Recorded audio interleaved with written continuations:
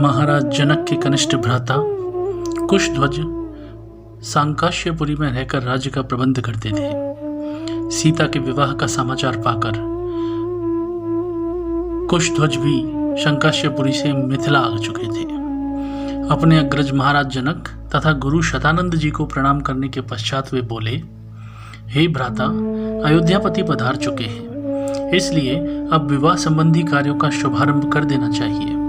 इस पर जनक जी ने शतानंद से कहा, हे गुरुवर, भाई कुशध्वज के कहने के अनुसार हमें शुभ रीतियों और विधि विधान के अनुसार कार्य करना चाहिए। अतः आप शीघ्र जाकर अयोध्यापति महाराज दशरथ को राजकुमारों सहित आदर पूर्वक यहाँ बुला लीजिए। शतानंद जी जनवासे में महाराज दशरथ के पास पहुंचे और उनसे आदर पूर्वक बोले, महाराज अधिराज, मिथिला नरेश महाराज जनक अपने कनिष्ठ भ्राता कुशध्वज, परिजनों एवं समस्त मंत्रियों के साथ आपके दर्शन के लिए उत्सुक हैं और अपने दरबार में आपकी प्रतीक्षा कर रहे हैं। इसलिए आप अपने मंत्रियों सहित पधार कर उन्हें कृतार्थ करिए। राजा जनक का संदेश पाकर राजा दशरथ, गुरु वशिष्ठ, मंत्री एवं राजकुमारों के साथ वहां पहुंचे जहां जनक उनकी प्रतीक्षा कर रहे थे। मिथिलापति ने खड़े होकर उन सब का स्वागत किया और उन्हें बैठने के लिए यथोचित स्थान प्रदान किया। जब सब अपने अपने स्थानों में विराजमान हो गए तो इक्ष्वाकु वंश के गुरु वशिष्ठ जी ने राजकुमारों का गोत्र पढ़ना प्रारंभ किया, जो कि इस प्रकार था। आदि रूप स्वयं ब्रह्मा जी से मरीचि का जन्म हुआ। मरीचि के पुत्र कश्यप हुए। कश्यप के विवस्वान और विवस्वान के वैवत्स मनु हुए। वैवत्स्व मनु के पुत्र इक्ष्वाकु हुए और इक्ष्वाकु ने अयोध्या को अपनी राजधानी बनाया। इस प्रकार इक्ष्वाकु कुल की स्थापना हुई।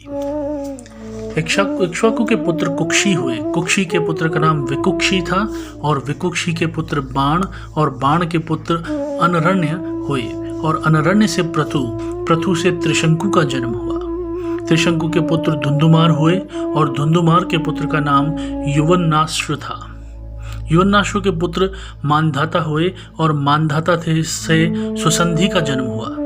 सुसंधि के दो पुत्र हुए, ध्रुव संधि और प्रसेनजित। ध्रुव संधि के पुत्र भरत हुए और भरत के पुत्र असित हुए और असित के पुत्र सगर हुए। सगर के पुत्र का नाम असमज्ञ था और असमज्ञ के पुत्र अंशुमान तथा अंशुमान के पुत्र दिलीप हुए। दिलीप के पुत्र भागीरथ हुए। इन्हीं भागीरथ ने अपने तपोबल से गंगा को पृथ्वी पर लाया।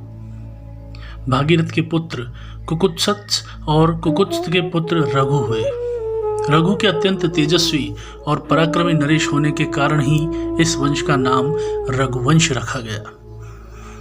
रघु के पुत्र प्रवृद्ध हुए, जो एक शाप के कारण राक्षस बन गए। इनका दूसरा नाम कलमाशपाद था। प्रवृद्ध के पुत्र शंखण और शंखण के पुत्र सुदर्शन हुए। सुदर्शन के पुत्र का नाम अग्निवर्ण और अग्निवर्ण के पुत्र का नाम शीघ्रग था। शीघ्रग के पुत्र मरु हुए और मरु के पुत्र प्रशुश्रुक हुए। प्रशुश्रुक के पुत्र अम्बरीश हुए और अम्बरीश के पुत्र का नाम नहुष था। नहुष के पुत्र ययाति और ययाति के पुत्र नाभाग हुए। नाभाग के पुत्र का नाम अज था। अज के पुत्र दशरथ हुए और दशरथ के चार पुत्र रामचंद्र, लक्ष्मण, भरत तथा शत्रुघ्न हैं।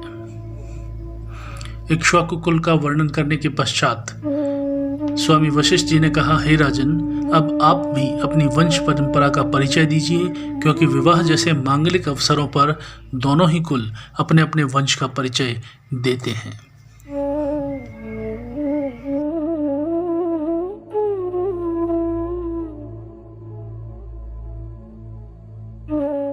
महाराज जनक बोले, महर्षि, आपने सर्वथा उचित बात कही है।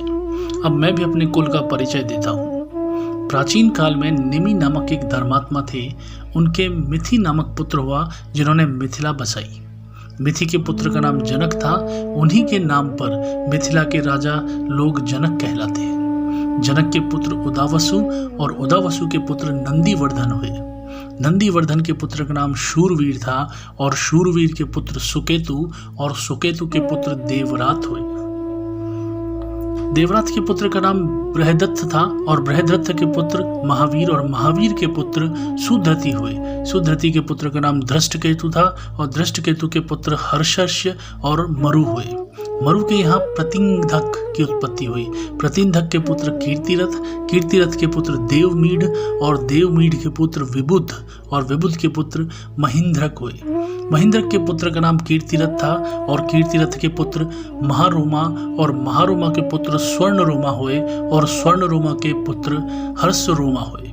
हर्षरोमा के 2 पुत्र थे जिनमें बड़ा मैं हूं और मुझसे छोटा कुशध्वज है। हम दोनों भाई इसी प्रदेश में रहकर राजकाज संभालते हैं। कुछ साल पहले सांकाश्य के पराक्रमी राजा सुंधवा ने मिथिला पर आक्रमण किया और वह चाहता था कि मैं सीता का विवाह उसके साथ कर दूं। मैंने उसकी मांग पूरी नहीं की और मेरा उसके साथ भयंकर युद्ध हुआ जिसमें सुंधवा मेरे हाथ से मारा गया। तब से मेरे कनिष्ठ भ्राता कुशध्वज संकाश्य पर शासन करते हैं और मैं मिथिला पर। मैं अपनी बड़ी पुत्री का विवाह राजकुमार रामचंद्र के साथ और छोटी पुत्री उर्मिला का विवाह उनके कनिष्ठ भ्राता लक्ष्मण के साथ करना चाहता हूँ। मैं 3 बार इस बात को दोहराकर अपनी दोनों कन्याओं को आपको वधू के रूप में समर्पित करता हूँ। फिर वे राजा दशरथ से कहने लगे, हे नृपश्रेष्ठ, अब आप इनसे गोदान कराकर नांदीमुख श्राद्ध का कार्य संपन्न कीजिए। इसके पश्चात लोक प्रचलित पद्धति के अनुसार विवाह के कार्य आरंभ किए जाएंगे। यह अवसर सर्वथा उपयुक्त है और कल्याणकारी है। आज मघा नक्षत्र है। आज से तीसरे दिन फाल्गुनी नक्षत्र होगा और इससे अधिक उपयुक्त समय विवाह के लिए दूसरा नहीं हो सकता। आप दोनों भाइयों को अभ्युदय के लिए गौ, भूमि, स्वर्ण, तिल आदि का दान करवाइए। राजा जनक के कथन के समाप्त होने पर महामुनि विश्वामित्र बोले, हे राजन, आप और दशरथ दोनों ही पूर्णतया धर्मपरायण, कीर्तियुक्त एवं सम्मान हैं। अतः आप दोनों के कुलों में विवाह का संबंध सर्वथा उपयुक्त है। सीता और उर्मिला भी राम और लक्ष्मण के लिए सर्वथा उपयुक्त हैं